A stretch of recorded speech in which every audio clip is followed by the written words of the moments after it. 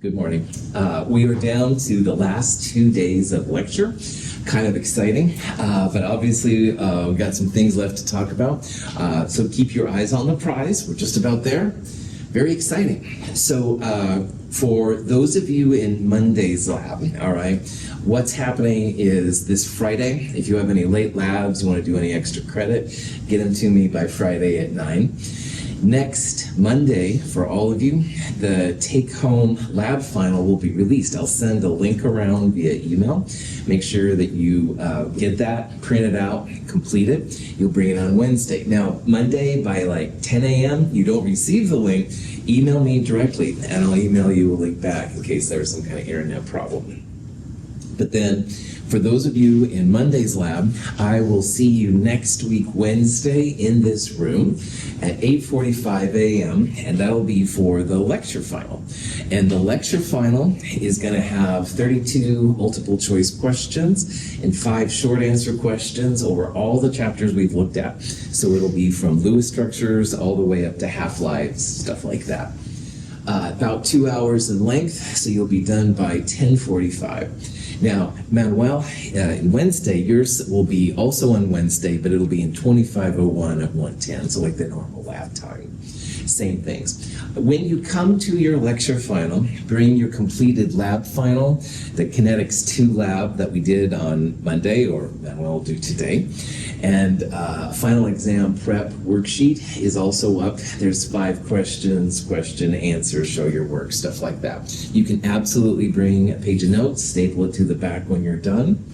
You will be done Monday's group by 10:45 a.m. Gino's opens at 11. No, I'm just joking. Just say no, kids. You can then hopefully be done with this class. Any questions? Any of this kind of stuff? Cool.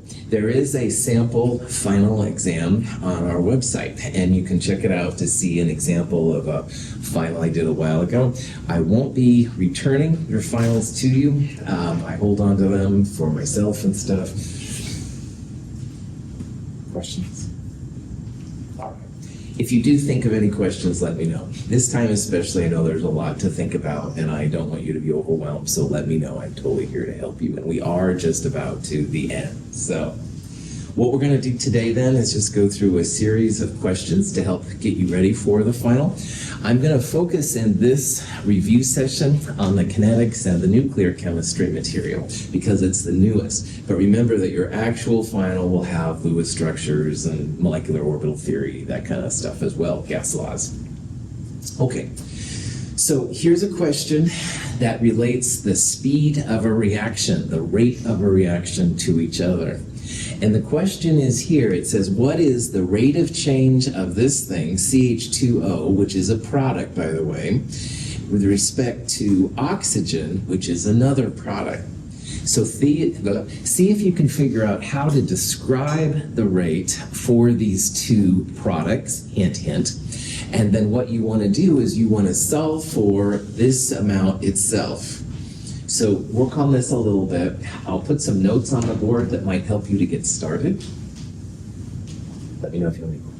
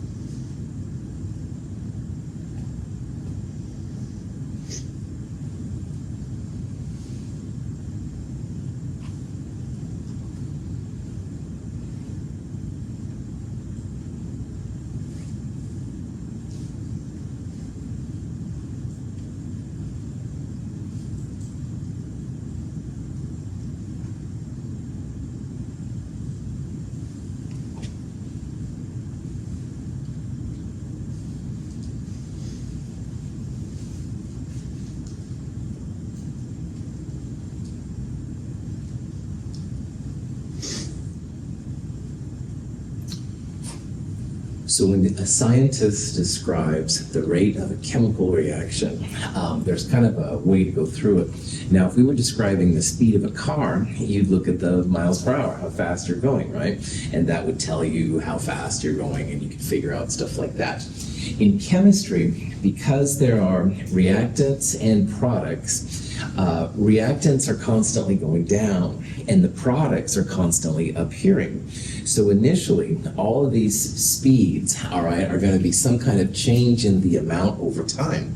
And the reactants would have a negative value and the products would have a positive value because they're disappearing versus appearing. So one thing you do when you want to describe the speed of a reaction is you put a negative sign in front of the reactants and a positive sign in front of the products.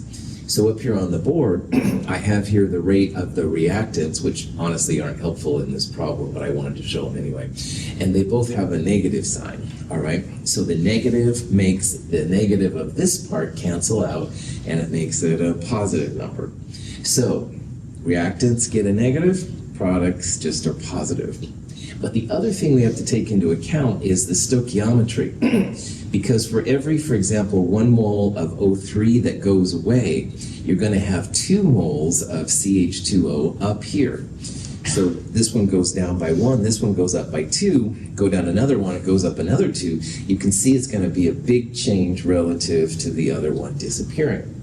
So the other thing you do is you go 1 over whatever stoichiometric coefficient is in front.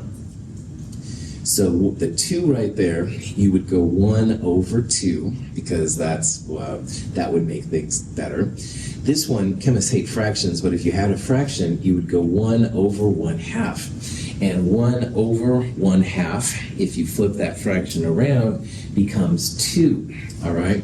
But that's where that 2 part comes from. So what you want in this problem is you want to solve for just this part right here, the change in the CH2O with time. And you can see how these are equal to each other. It's positive 1/2 delta CH2O over time equals 2 times delta O2 over time. So to get this part by itself, you would multiply both of these by 2 because 2 times 1/2 would make it 1. You do the same thing to this side too, so 2 times 2 would be 4. You would end up with answer D, all right? So D has a positive there because products going to products, everything should be positive. And it's like 2 times 2 from that one. This is how you can relate the speed of how the CH2O appears to the amount of O2 that appears. And usually you're more interested in one of them or the other, but one of them is inevitably easier to measure, so you can translate the one that's easier to measure, i.e. oxygen, into the one you want, CH2O. If all of this is gobbledygook and you don't have to raise your hand and admit it, just remember these 2 things. A, reactants are negative, products are positive. That's number 1. And B, you always go 1 over the stoichiometry. 1 over 2 in this case, 1 over 1/2 in this case. Questions? Here's an example. of nitrogen monoxide reacting with hydrogen to make nitrogen and water. And it says that this reaction is second order in NO and third order overall. And it says find the rate law for this reaction. So see if you can use that information to see which of those would be the rate law. Rate laws always have rate equals K times those different reactants to their orders. So see if you can figure out which of those would be a good call.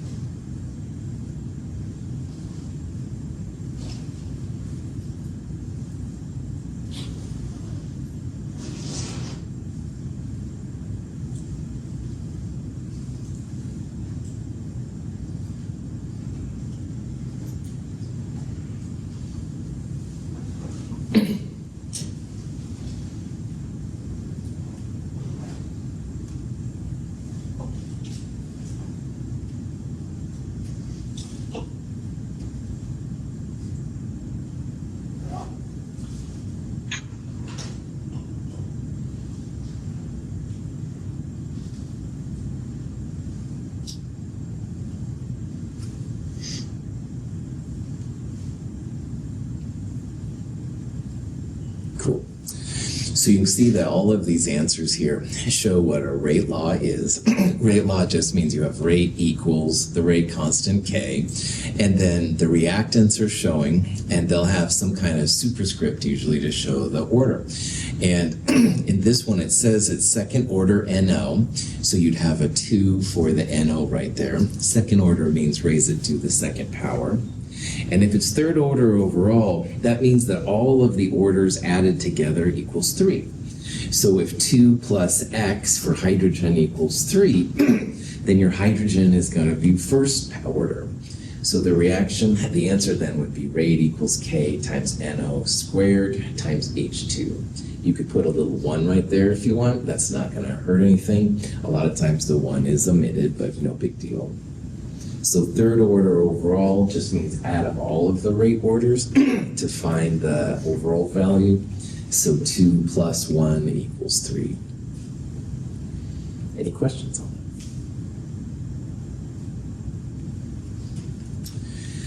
that? Here's another example, same problem. It says we've got the same reaction, second order in NO, third order overall, which means the hydrogen is first order. And it says here that we're increasing the NO by a factor of 5.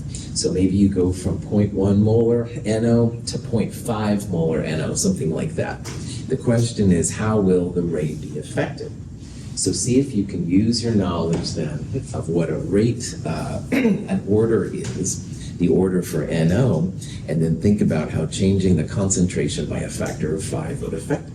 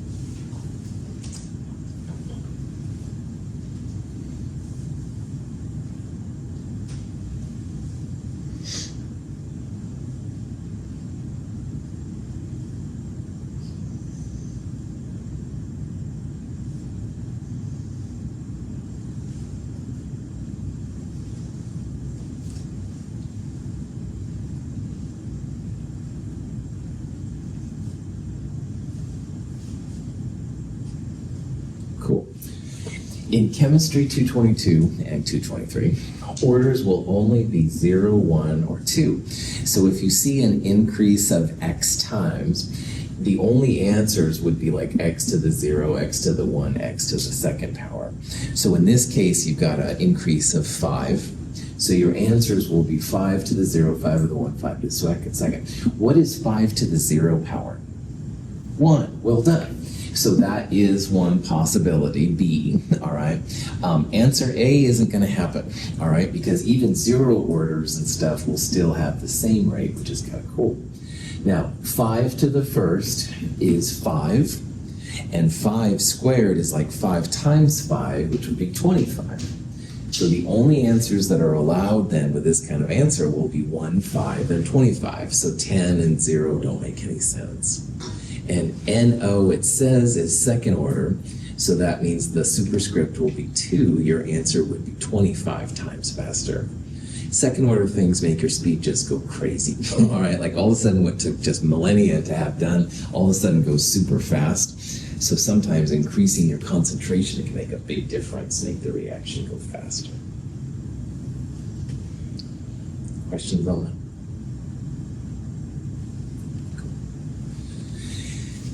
Here's a reaction where you have 3 different trials, A, B, and C, and it says find the rate expression for the reaction. So in this problem, rate is change of C over time. C is the product, there's only one of them, so product, the rate would be delta C over delta T. So these numbers right here are the rates, how fast the reaction's going. So on a problem like this, what I would do is I would first find the orders with respect to A and B. So see about what happens when A changes but B doesn't, or think about what happens when A doesn't change but B does. Think about how the speeds are affected to find the orders. And then the last thing you can go through is find the rate constant K. So these numbers here are the rate constant K. I do like AC/DC a lot, but E is not the answer, so don't just ignore that one, okay? You can actually solve for K. So see what you can do here. We'll talk about it here.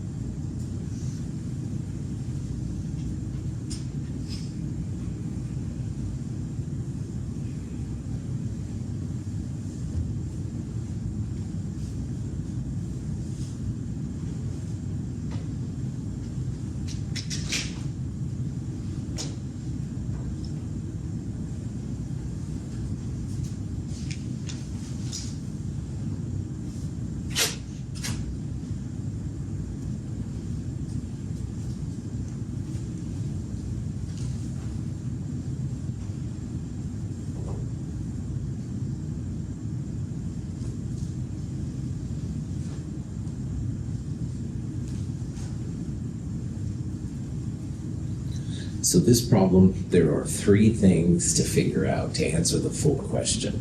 You really only need to answer two, as we'll talk about here in a little bit, but let's talk about how you would solve it.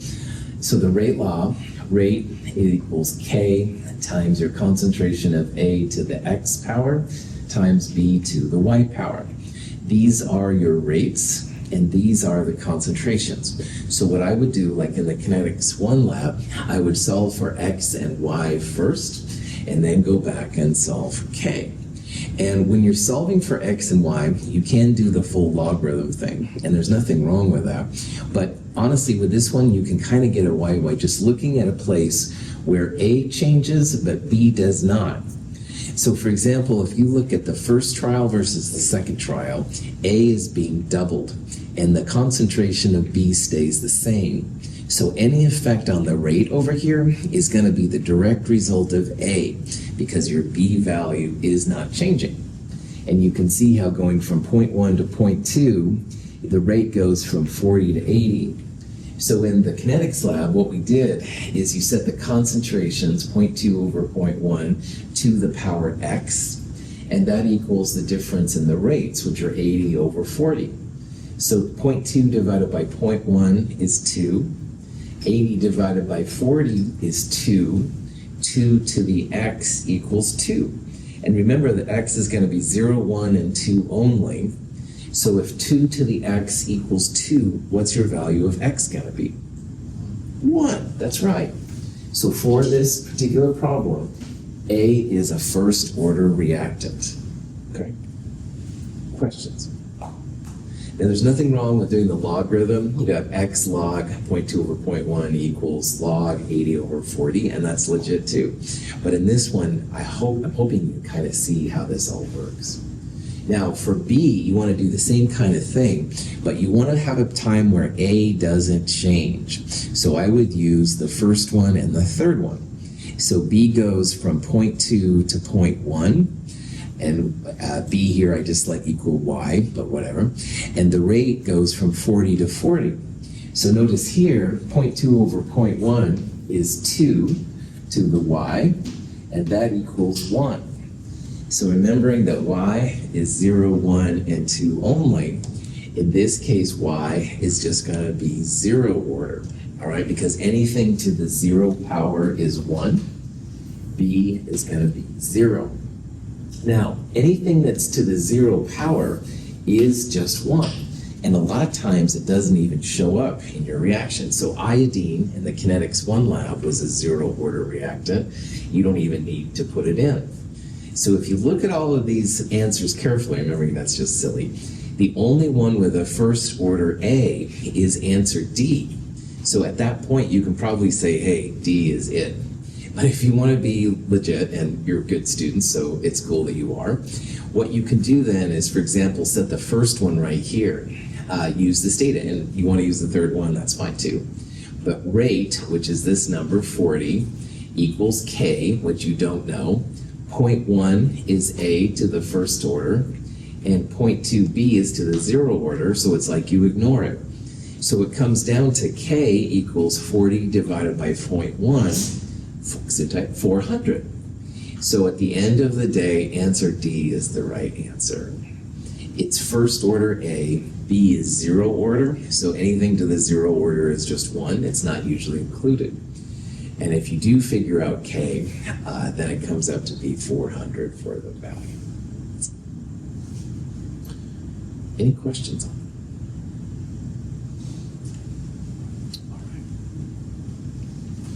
that? All right. This is a second order question, all right? Now, most of the things in chemistry are first order. All the biology and all the nuclear reactions and most of chemistry. But there are second order reactants out there, and when you run into them, they can be kind of an issue. So let's say that you had a second order reactant. What graph would create a straight line plot? So this is the thing to think about here. See if you can remember which one of those would be the best answer for a second order reaction. Which one would give you a straight line?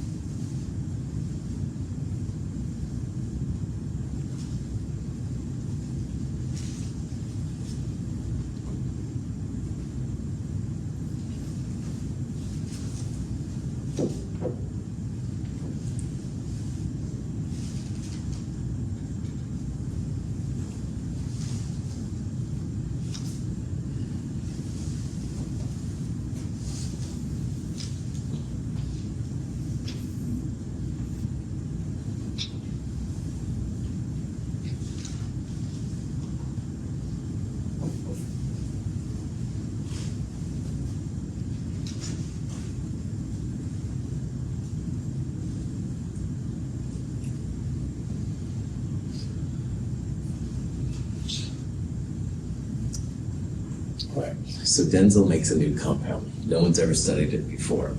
Probably it's going to be first order. But if you're interested in how fast it reacts, you should know for sure that what order it is. So this is like a problem from problem set 6, where some data was given absorbance versus time, or absorbance, thank you, concentration of some reactant A versus time.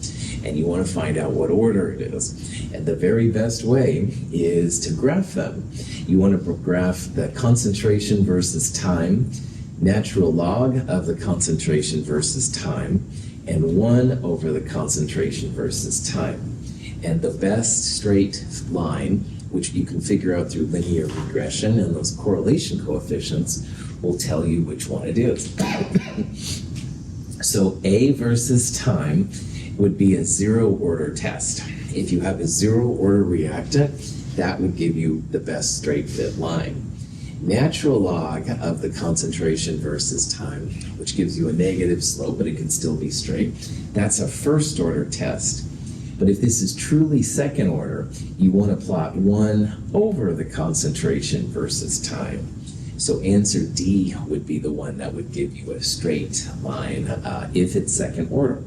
And this is something you have to figure out experimentally. All right, you just don't know. There's no theoretical basis, no supercomputers that can help you out here. You kind of have to figure it out just in the lab. All right, and it's not too difficult to do. But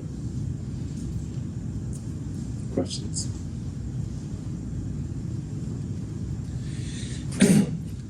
Here's a question where we know that we have a reactant that's following first order kinetics, all right?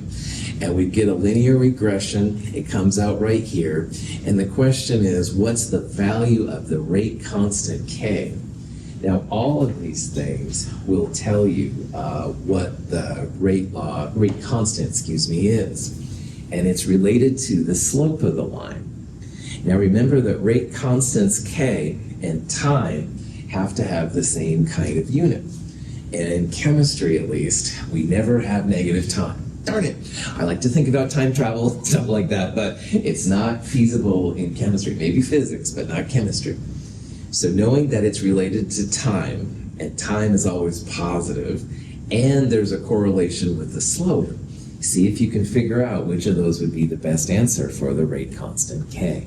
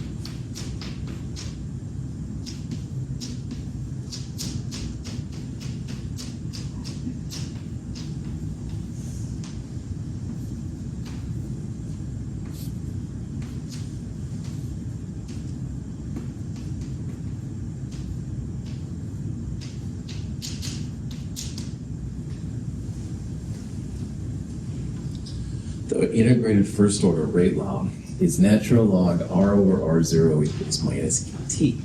And when you rearrange it, you can rearrange the natural log r over r0 to natural log r minus natural log r0, and you can put the natural log r0 on the other side. You end up with natural log of r equals minus kt plus ln of r0, and you're like, oh, that's really cool. But it is kind of cool for chemists because this is the equation of a straight line. Your y-axis will be the natural log of r, and your x-axis will be time, which is this thing right here. And the slope is equal to minus k. So in this number right here, this minus 0.00106, that's the slope. So if you take the opposite sign of that, that's going to be your rate constant k. So the rate constant k for this reaction would be 0.00106. Kind of a cool thing. You can use the y-intercept to find how much you started with. So if you do natural log of r0, or a0 as I put here, equals minus 3.91, you can solve then for how much you started with. And this can be super helpful if you have a radioactive sample that's been sitting in the center of the Earth for billions of years. You could back calculate, if you will, then how much sample you started with. Kind of cool for kinetics. So. Just remember that k is like time. It has to be positive, all right? And k is always going to be related to the slope. So like up here, I've got the different ways that those orders go. In the second order, slope just equals k because it's a positive slope. But the other ones, slope's negative, so just put a negative in front of it to get the rate constant. K's will always be positive numbers. Any questions? Okay. Now, this question goes into the first order integrated rate law. Natural log r over r0, or a over a0, equals minus kt. And in this question, we have a rate constant k, we have how much we started with, a0, and we want to know how much a is left after 46 minutes. So see if you can use the integrated first order rate law to figure out what the answer is here to this question.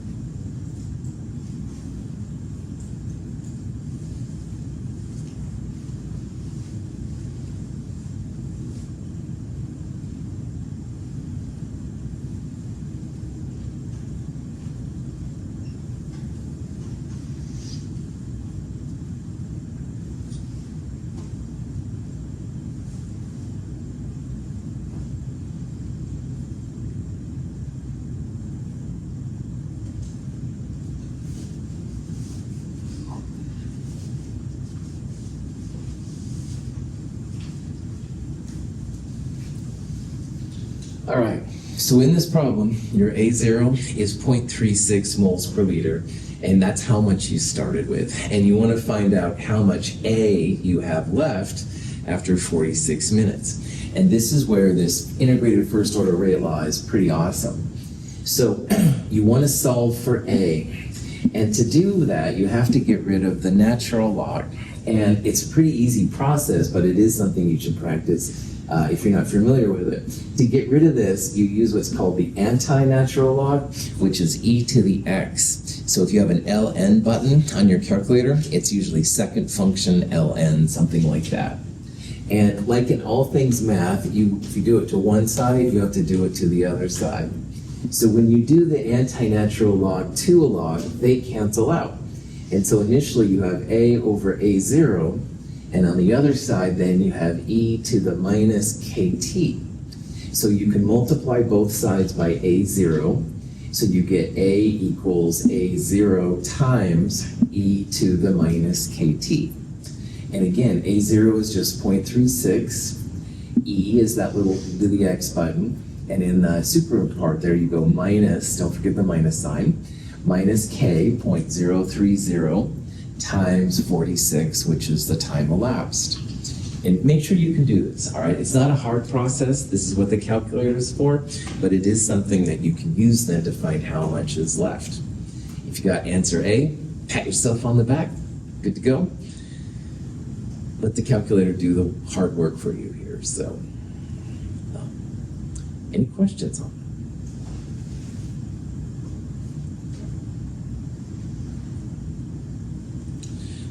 Now, here's another question, which is actually similar to what we just did. This is a question with a radioactive gold isotope. It says that you have a half-life of 2.7 days. You begin, i.e. A0, with 5.6 milligrams. And the question is, how long, time does it take to get down to 0.70 milligrams? So on this problem, we want to solve for time. All right, we have A and A0. You don't have K, but through the half-life, you can discover what K is going to be. So see if you can use all this information to find which of those would be the best answer. I'll put some little hints up here on the board.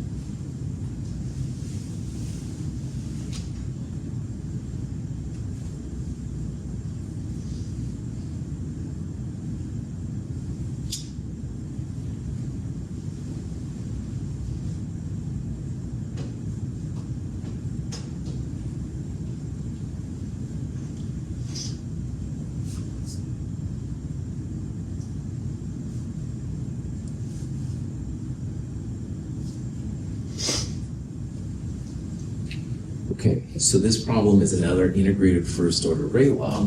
Natural log A over A0 equals minus KT. And in this problem, you're starting with 5.6 milligrams, and you want to know time, how long it takes to get to 0.70 milligrams. But the problem here is that you don't have K. So an extension of this law is to know that K equals 0.693 divided by the half-life. And this is something that's used a lot with these kind of problems. So if you substitute for K 0.693 divided by the half-life, then this comes down to just a problem where you want to solve for time.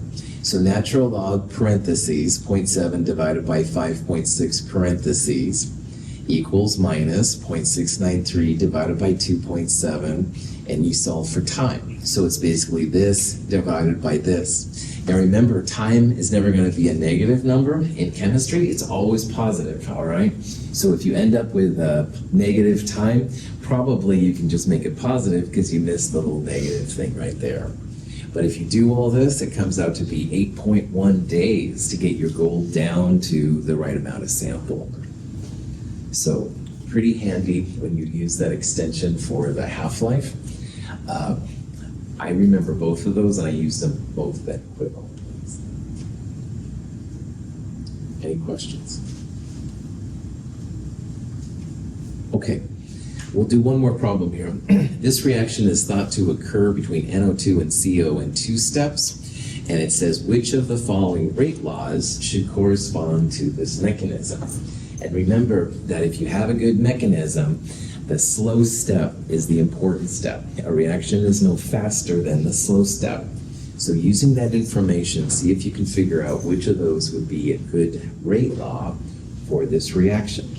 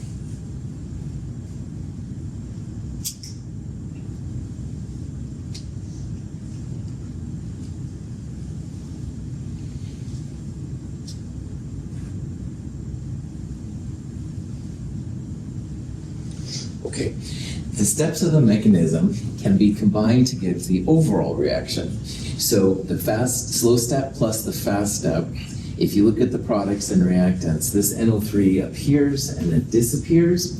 Likewise, one of the NO2s is used up and it's recreated. So at the end, you've got NO2 plus CO making NO and CO2. So we would write the rate law as rate equals K times NO2 to the X and CO to the Y. And the question is, what are X and Y? But that's where the slow step really helps out. And the slow step will tell you what chemicals will be there in the rate law. And you can see in the slow step, you have 2 NO2s coming together. So there's no CO there. So the speed is going to be determined by the slow step. And in that slow step, you have 2 NO2s and 0 COs, or CO is a zero order reaction and it won't even show up. So if this is a good mechanism, you should have only NO2 present. CO would be a zero order and wouldn't really appear. You could write CO to the 0 if you wanted to, but it's not usually done. So the punchline here, the slow step reactants are what appear in your rate law. All right, that's kind of cool. Questions on that? All right. We'll do more of this on Friday. One more day of lecture. All right, have a great day. I'll see you soon.